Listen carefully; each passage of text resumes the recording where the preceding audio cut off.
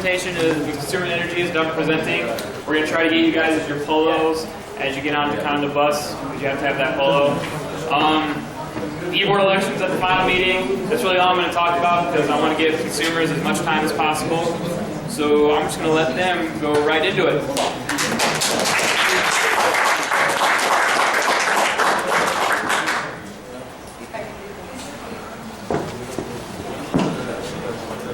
Hear me okay? This is Stacy's. Thank you. Well, good evening, everyone. Thank you for the opportunity to share a little bit about Consumers Energy tonight, a little bit about opportunities in our IT department, and some of our own personal journeys. I'm Stacy Baker. I'm actually the Director of Business Technology for our corporate and shared services organizations. I'm a 1992 graduate of Central Michigan University, or CMU, and joined Consumers Energy in 1999, and actually just celebrated like my 15-year service anniversary with Consumers. So I joined Consumers Energy in the accounting organization, and that's actually what my degree is. I have an accounting degree from Central Michigan University, and in the accounting organization, I was actually afforded a lot of opportunities, which led me ultimately to the payroll manager role during our SAP implementation. Talk about some pressure. Had to get it right for 8,000 people. And from there, because I worked closely with that SAP implementation, I was provided the opportunity to be our ERP portfolio lead for our functional team at the time. From there, I went on into a relationship management role. And we're kind of in the process of making some changes, and now I have responsibility for the relation management side of the corporate portfolio, along with the technical side of the portfolio. So I work directly with our CFO of our company, our Vice President of HR and Shared Services, our Vice President of our Governmental and Public Affairs, our legal group, as well as our Vice President of Strategy. So I have a pretty wide footprint of SAP. We have the Human Capital Management module. We have the FICO, or Finance and Controlling modules, consolidation. We're in the process of implementing our second release on GRC. We do use SAP's Business Intelligence and Business Objects for our reporting platform. As well as we use SAP for our billing and our work and asset management for our field workers. So we have a pretty big SAP landscape at Consumers Energy. I am going to try to make this exciting, and at the end I'm going to ask like 5 questions, and I have prizes for those who get it right, so it's worth paying attention. So who is Consumers Energy? Consumers Energy has served Michigan for over 125 years. We are the second largest investor in Michigan, investing over $6.5 billion in the state of Michigan over the next 5 years. We're the second largest utility in the United States, combined electric and gas. We actually serve 1.8 million electric customers, 1.7 million gas customers, and approximately 300,000 business customers. We do that by generating 37,000 gigawatts a year with our 28 facilities, which are made up of a mixture of coal, natural gas, and hydro. And by the year to 2015, we'll actually have 10% of our portfolio in renewables, which will be wind and solar. We also have more than 7,500 employees at Consumers Energy. So I'm going to share a little video with you now about what it's like to work at Consumers Energy, get a little sense of what our culture is.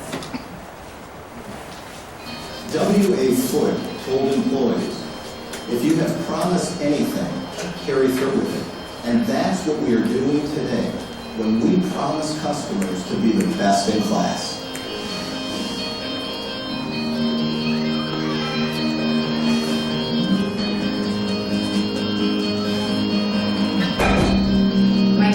Here, my uncles all worked here, and I couldn't be prouder to work here today. There's no question, we're a company of thousands with one common purpose.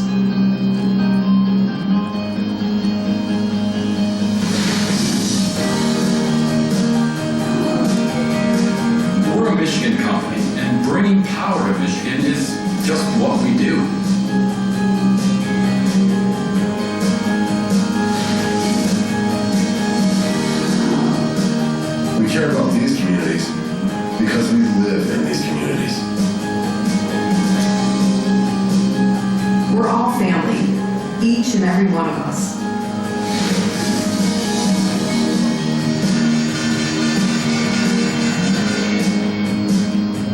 It's nice to believe in a company that cares about my family's future. That's why I'm here.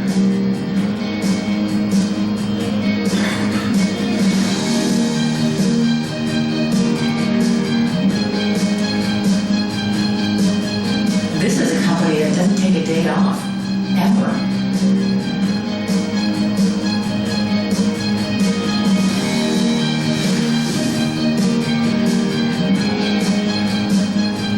You know, I drive down the street and see a porch light on and think, you know, I made that happen.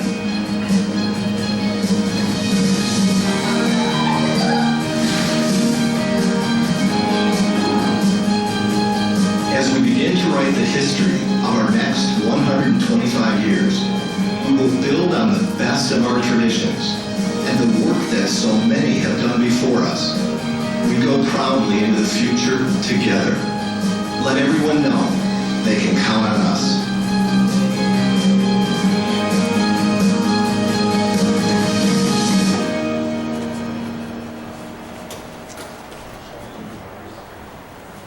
Thank you.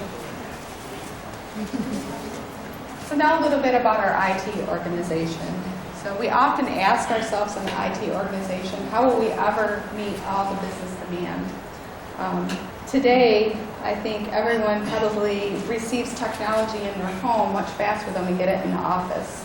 It used to be the reverse, right? One of the key things of our strategy is actually enabling the business with proven technologies on a reliable, secure, and well-maintained foundation. As a part of that, there's certainly some key technology areas where we have a lot of opportunity beyond our SAP landscape, even for IT professionals. You know, around mobility, analytics. We're in the process of implementing smart meters to all of our electric customers, and we're going to have all those rolled out by the end of 2017. And you can just imagine the amount of data and information that we're going to be gaining as a company to help our customers be able to better manage their energy usage.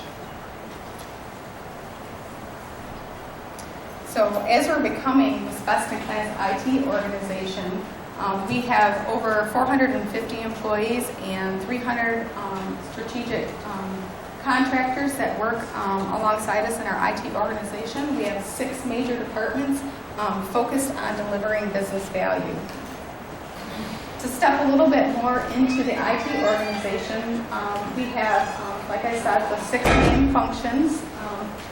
The top of the fork, or the liaisons back into the business areas, the business technology organization.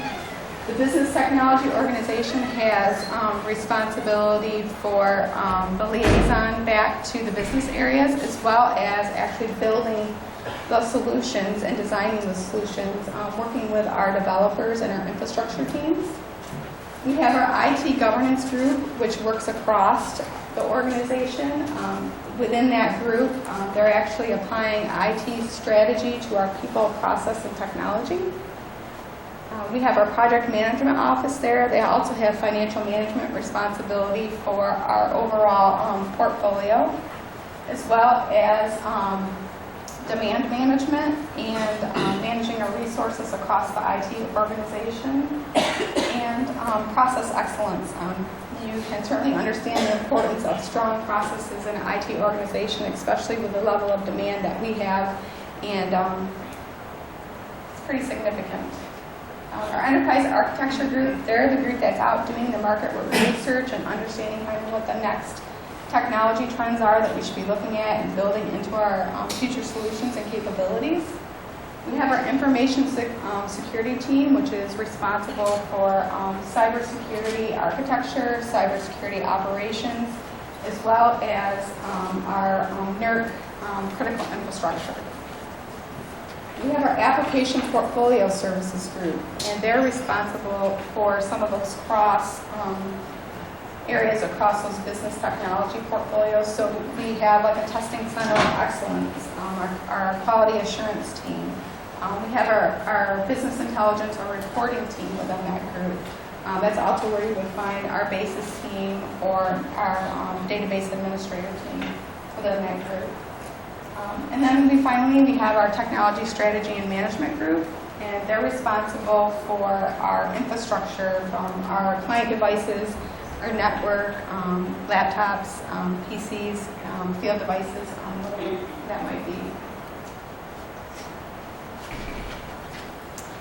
I want to talk a little bit about a new program that we started earlier this year, the Accelerated Technology Program.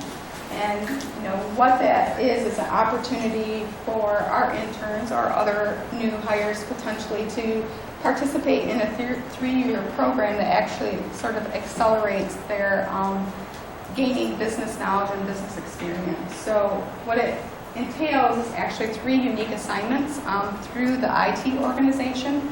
So you may have an assignment in the business technology group, and then maybe move into maybe the technology strategy and management group, or you could go to the governance group and have a project management experience, or work even with the financial side of our project portfolio. It also involves a formalized mentoring program. So when you join this program, you'll have a formal mentor. It also provides a targeted talent management and career planning, so making sure that you're progressing through your career and getting experiences to help develop what you're wanting to achieve. General business experience, so a lot more experience in a short amount of time, and just some advanced training and skilling sessions. And if you have more questions about that, Pam can probably speak to it a little bit more than I can, but certainly glad to answer any questions. And we actually have 3 people going through it right now. We have more joining us here soon. So, and we really look for our intern program to help feed this program. Next, we're located, our headquarters are located in Jackson, Michigan. And this is actually a picture of our headquarters. I actually noticed you had it on your website as well. This is where most of our IT employees reside.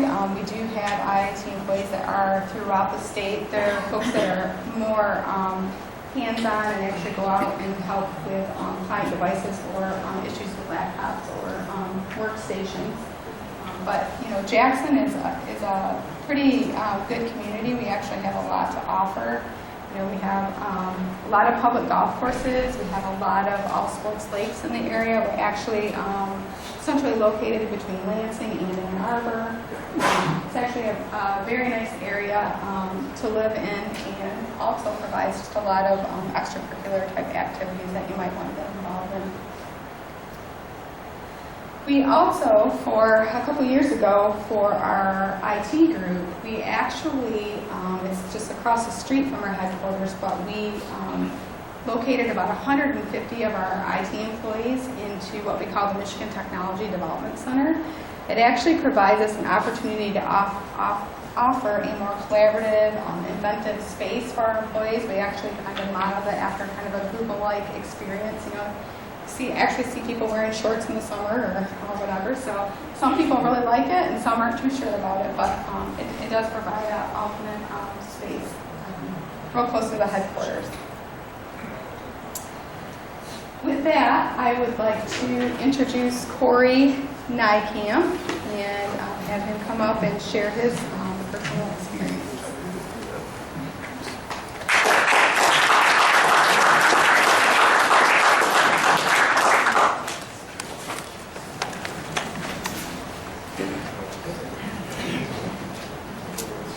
All right, hear me okay? All right, well thank you. As Stacy said, my name is Corey Nykamp. I'm actually a business technology partner, which is a new title. Stacy just updated this. Now, I'll tell you what, Stacy, it was great hearing you talk about it because we're going through a reorganization right now in our department. And it's something that companies do. I mean, IT departments especially. One thing that you'll find out is change. You need to get used to change because it's going to continue to happen. So it was actually pretty interesting for me just to sit back and listen and learn a little bit about the new organization. So it's kind of exciting. You did a good job stepping through it with all new titles. Almost each group had a new name there, and I'm sure it wasn't easy. But I've worked in for the last 6 months or so, maybe a little more, in this, what we are calling a business relationship manager role, and calling it now a business technology partner role. But my goal, my job, was to interface with the business. I was kind of the door into IT. If our call centers had an issue, if they had a project they wanted worked on, if they had something that wasn't getting done, they would come to me, and I would help support them, help get their work to the right place. So it's been an exciting role for me the last couple of months.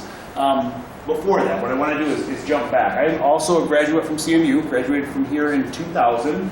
I was not part of the SAP user group when I was here. We had the SAP user group, but it wasn't as big back then. SAP itself was not as big back then. I was actually part of the AITP group, very active with the AITP group. I'm assuming it's still around, but probably it's not even around. Okay, I say I might have died off a lot with this, but I'm not surprised. I mean, just with the growth of SAP, I'm not surprised. It makes perfect sense. With the growth we had with SAP, and also that more companies around the state, companies all over the place using SAP, it makes perfect sense. So it's one of those things where, back then, I looked at SAP. I had come to Central back in 1998. I had spent 2 years at the community college down in Flint. Grew up in Flint, went to Mott Community College. I come here and I was actually in an accounting program. I spent my first semester here in the accounting program, and that's where I got introduced to the MIS area. And it was exciting to me. So I think MIS back then, it's now just IS now, or ISS, or if I'm correct. Yeah, so for me, it was something new, something exciting, where from an accounting standpoint, things weren't changing. I mean, it was the same work over and over, not new technology. This was exciting. So for all of you, I think you made a good choice jumping in this direction. It was a choice that I had made, years ago myself. But one of the big things for me, I wasn't sure. It was a new area. My family didn't work in positions like that. I really wasn't sure what I was getting into, going out to go into the workforce. And I ended up taking the job with Consumers Energy right out of college, met at a job fair, took the job with Consumers Energy. And I think the biggest fear for me, the biggest unknown for me was, what did they expect from me?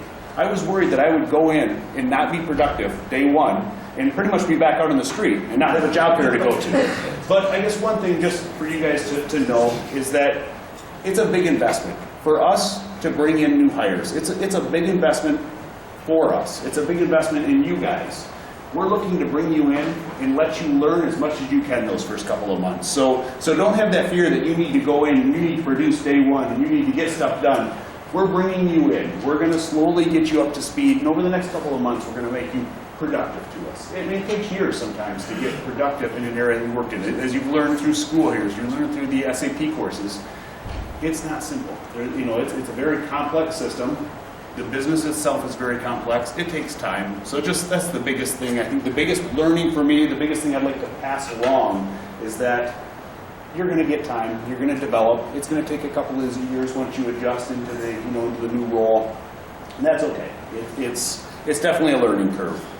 But for me, I think one thing that helped out when I went into Consumers Energy, I started out doing Lotus Notes development, which is another thing that I don't think we have anymore. I think that's a platform that's actually been retired. So the one thing that was kind of nice about it was it reminded me of almost building like small Access or Excel type databases.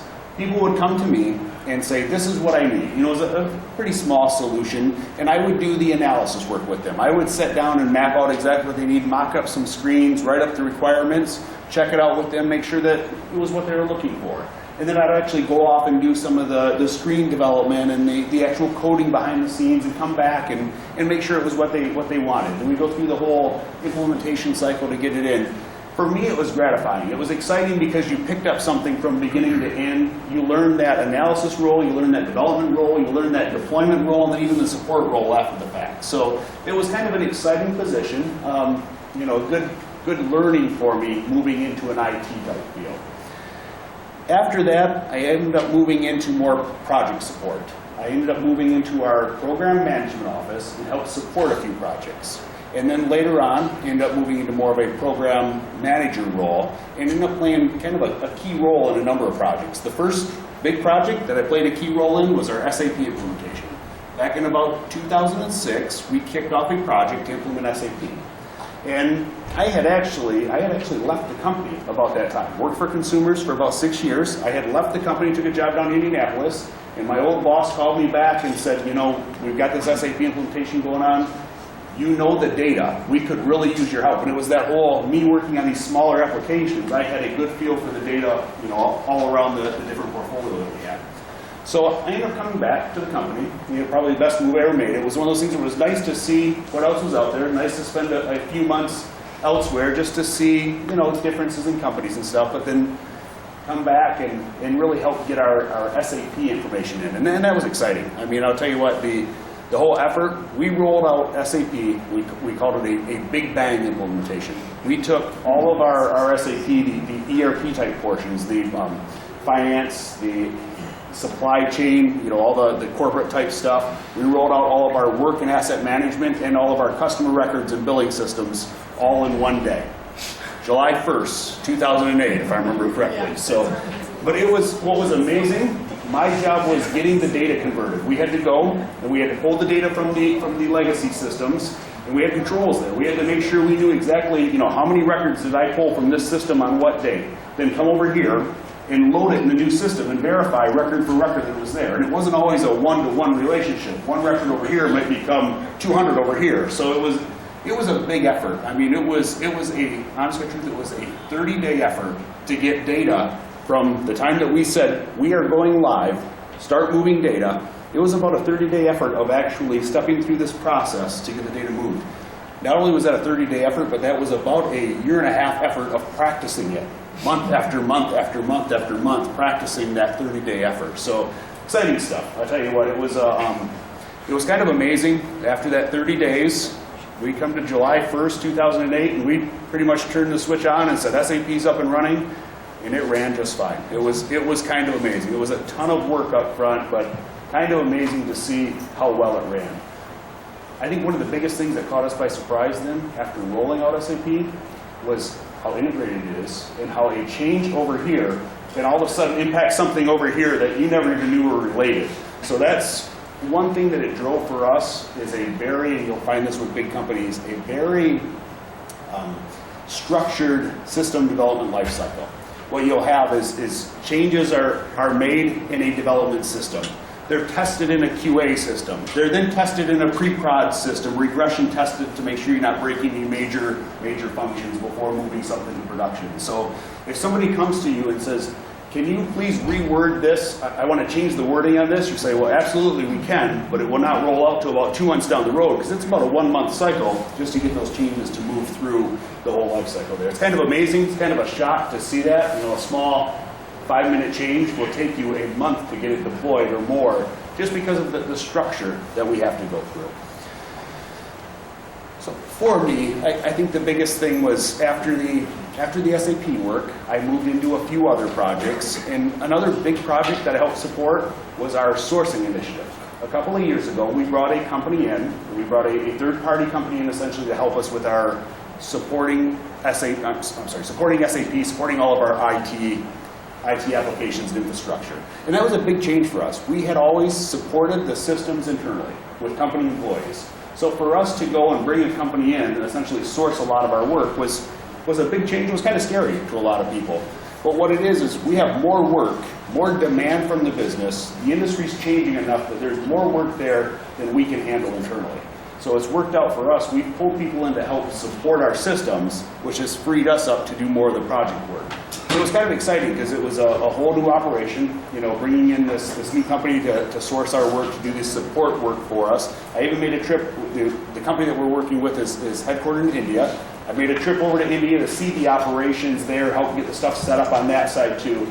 Very interesting. But it's one of those things where you know, if you hear that we're a sourced company, we are sourced. Where we're sourced at is that keep the systems running type work is sourced by a third-party company, HCL.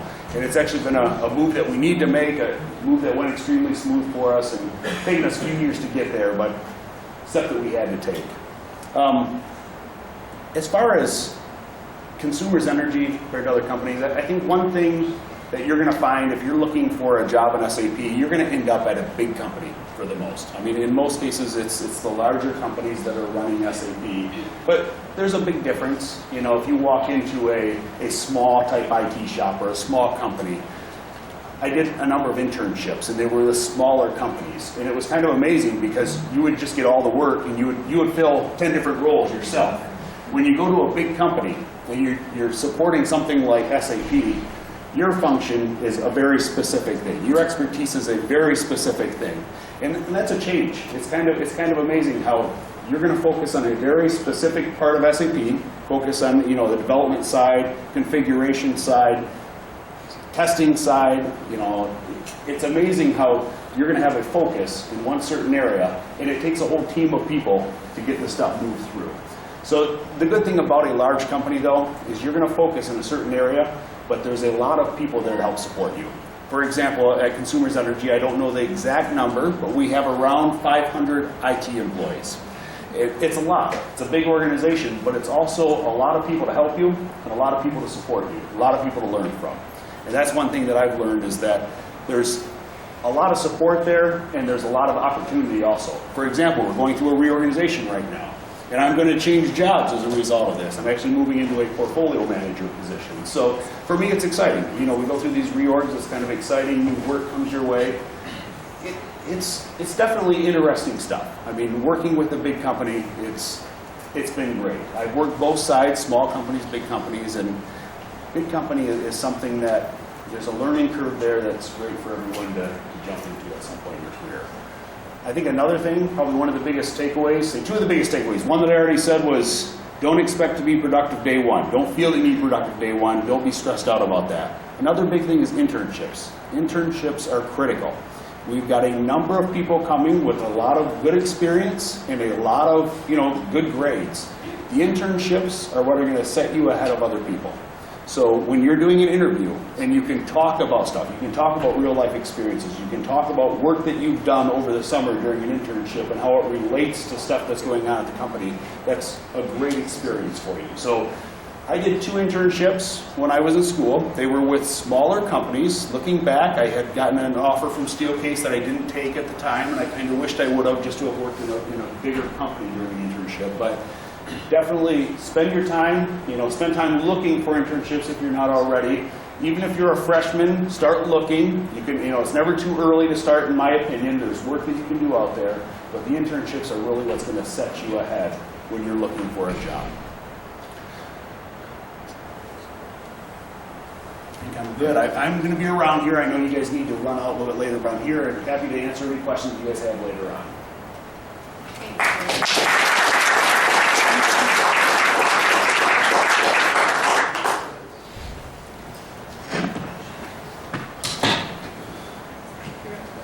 I just want to introduce a couple more people that we have here with us today. I can get hooked back up, not drop it on the ground. Good. I want to introduce Nicole Vladisor. She is a recent graduate from Central Michigan University. She actually interned with us a year ago, summer, right? And then when you graduated in December, she joined Consumers Energy. So in her internship, she worked actually in the technology strategy and management group, and now she's actually working in the application portfolio services team. So, or maybe business technology, I don't know yet. So we'll see. So she would be a great person to ask some questions about and some of your experiences. We also have Arpan and David here too, who have interned with consumers, and they would be good people to ask questions about.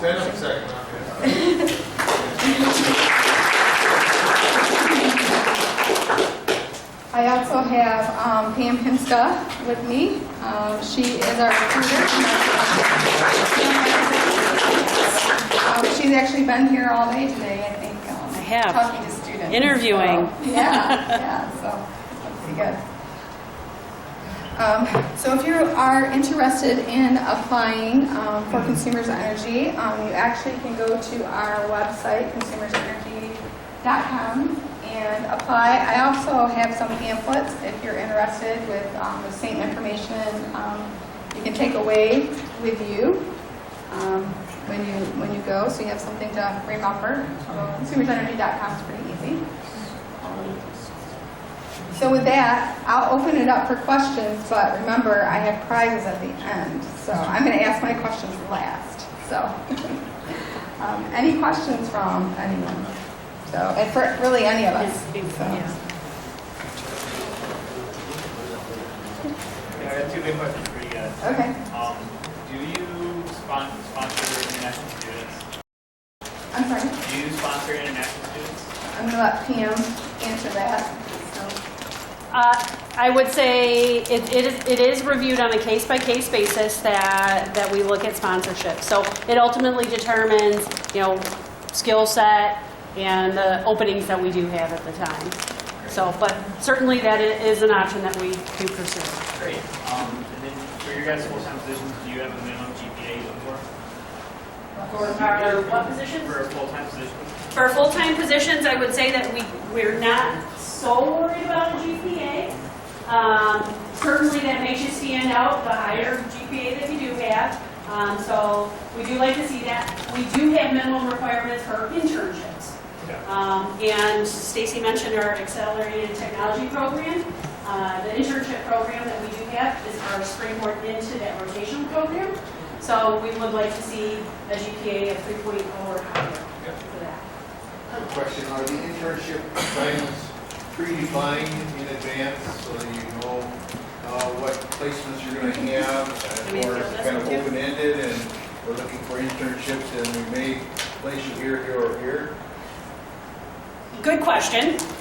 I would say a little bit of yes and a little bit of no. Okay. So I'm actually right now, in fact, I was just on campus today interviewing all day candidates for the internship program. Okay. It is really hard for us to say what projects that I will have available for next summer. However, I do know that we'll have a need next summer, and we've had our CIO even come to us and say, we know that we'll have a need in a number of different areas. Good. So make sure that you go out and get the students who are eager to look for those internship spots right now. So we're doing all of that. We are expecting to get offers out this fall for even starting next summer. That's not to say that in the springtime, we still can't get more offers out. But as the spring starts to come up, now we're getting a little bit more formalized in what our projects potentially look like, and so we'll actually have more serious discussions about final placement. We do make a really good effort to make sure that, one, we're identifying a mentor for your internship who will be in line with possibly your education, your goals for your career, so that we're getting that structured. Same with the potential projects that you would like to do. So we're not going to just throw you into a cybersecurity type role if you're really more development. So we will find you a spot that will get in line with your interests. Kind of real quick also to the GPA question. I'll tell you, when I was in school, I did not have as high of a GPA as some of my friends. I remember when we were interviewing, it was something that kind of worried me. But I had a good reason. I mean, I was working a full-time job. My last year of school here, I was working a full-time IT job back in Lapeer at Johnson Controls. It was a great job. I was getting a ton of great experience. But I was working so much, my grades were suffering at times. So, and I had done that throughout my entire college career. I mean, I was more of a working student all the way through. So I did not have the best of grades. It was something that, looking back, I wish I would have focused on a little more. But on the other hand, I had great experience that I could talk to going into the interviews. So I would say, don't let that discourage you. I mean, for not just with consumers, with any company, don't let that discourage you if there are good reasons for your GPAs. I mean, speak to that. Definitely speak to it.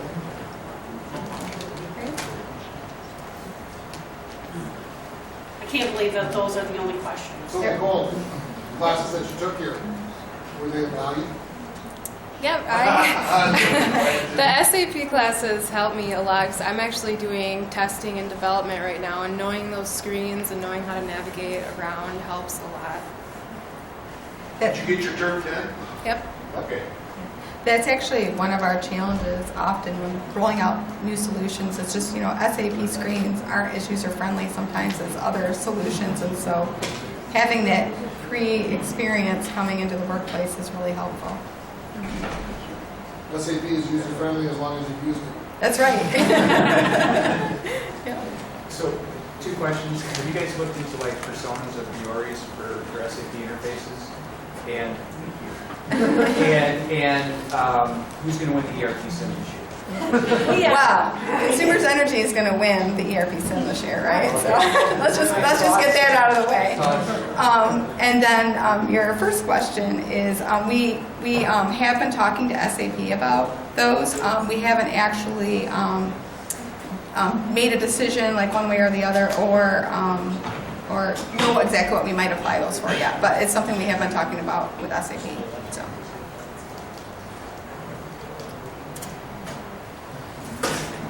Tyler. What would you guys say is your hardest area on the What did you get for questions? what would you guys say is your hardest area to find students out of college who are kind of like skilled in that area? Like, is it the basis, or is there one particular area like maybe we just can't find talent here? We really wish that schools were kind of building the students up for this. So I can think of a couple, and if anybody else wants to add any. I mean, basis is certainly one of the areas. We certainly don't see resources coming right out of school with basis experience, and that is a critical part of supporting and operating SAP. I would say another area is for our customer billing. We have a utility-specific module, and so we don't necessarily always have, right out of school grads that have that experience, because it is very unique to our vertical, our industry. So it does take some time to kind of get up to speed, but we're always willing to train someone to learn that skill. I think another area is our BW reporting. So reporting itself is always a struggle for us. We had gotten to the point where it was, a 1.5 year delay to get our reports rolled out. You would ask for a report, it would take 1.5 years by the time we'd get into a queue and actually roll out for us. We've made great progress on it since then, but BW reporting is an area that we always struggle to get the skills needed, the right people in those positions. I'm sorry, to follow up to that on BW. Is it the ETL, the technical pieces of it? Is it creating the cubes? Is it what specifically?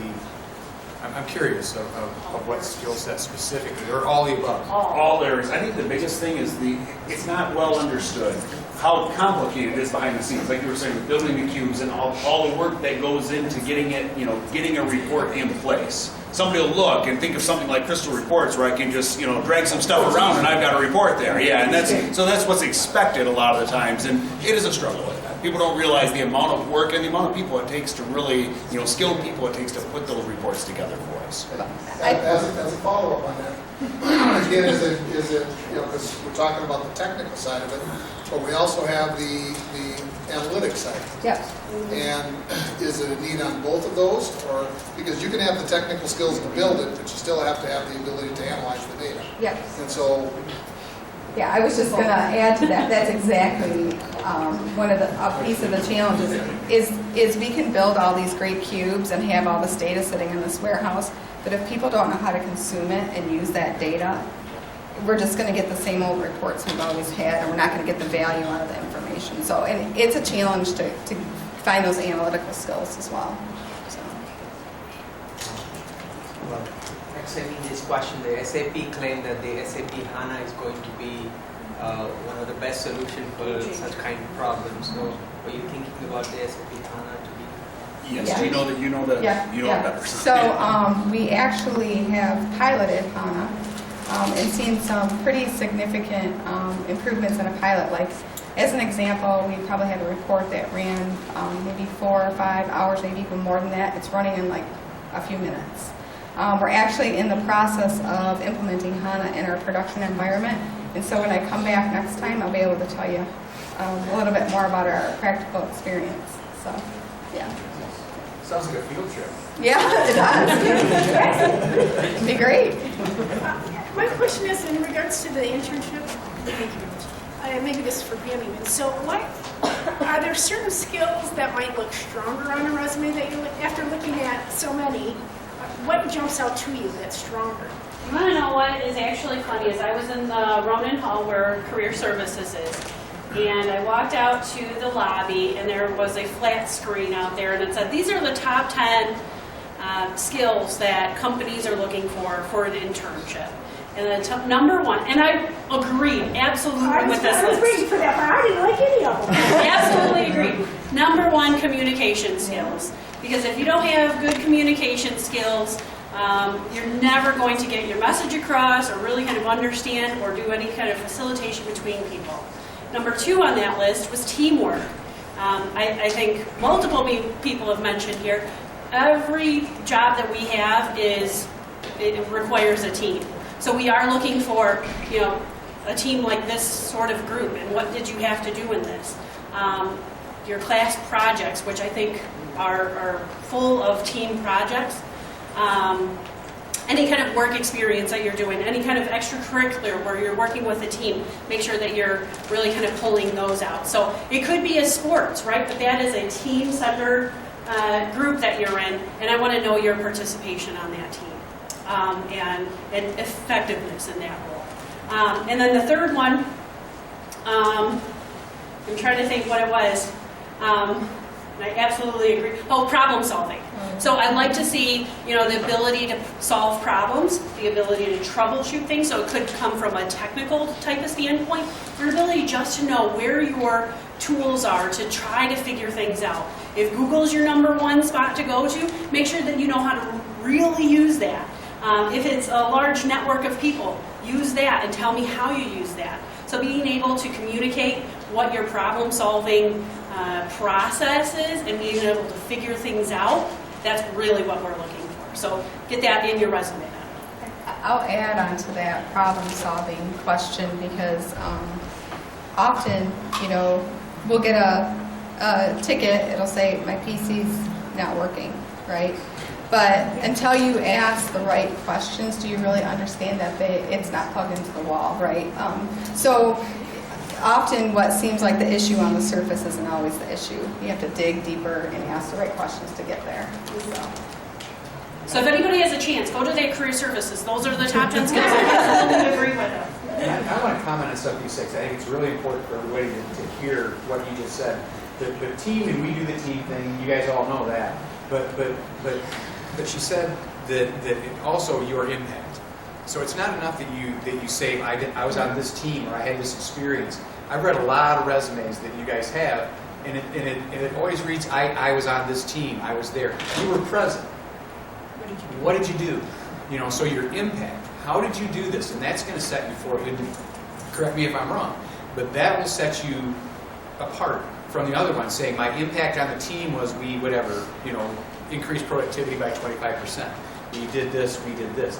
So try to articulate what impact you had, as well as that you were simply there to participate. So is that absolutely, yeah. Absolutely? Because that's something they can do to add value to the resume. Sort of funny. So PJ was actually in an interview today with us.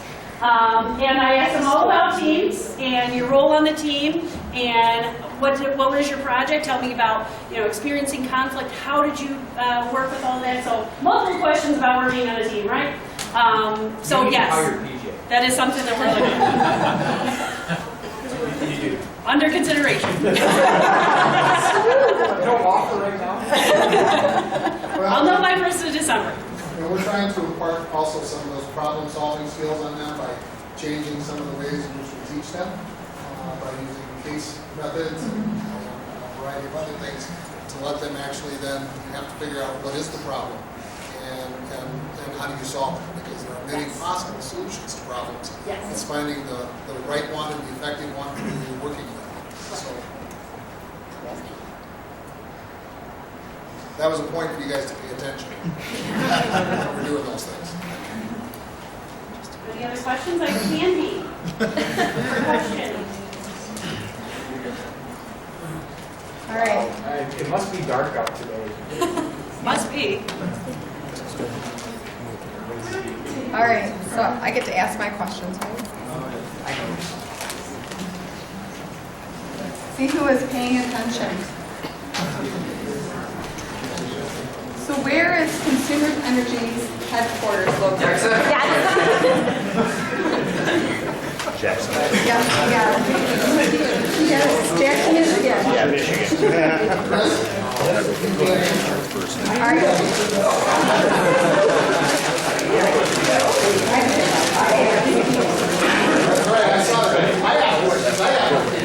want a t-shirt or a This is a fill in the blank question. Do you have a 2X t-shirt? So this is a fill in the blank question.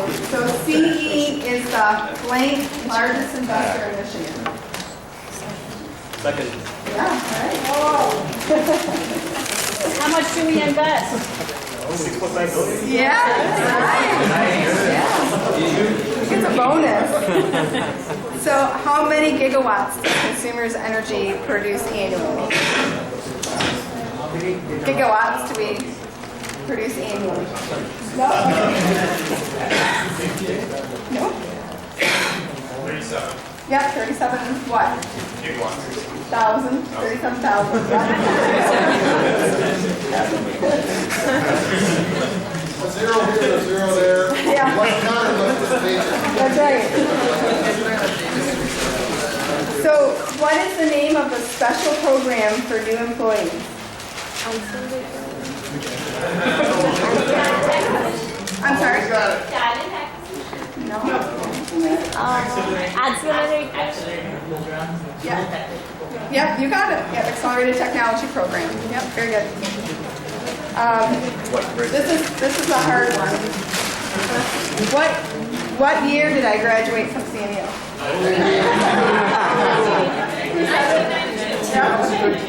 Great. That's all we have for tonight. We'll be around for a while if you want to come and ask any questions.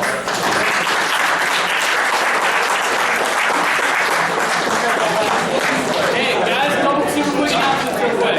Hold up. If you guys are going to Chicago, where are the shirts at?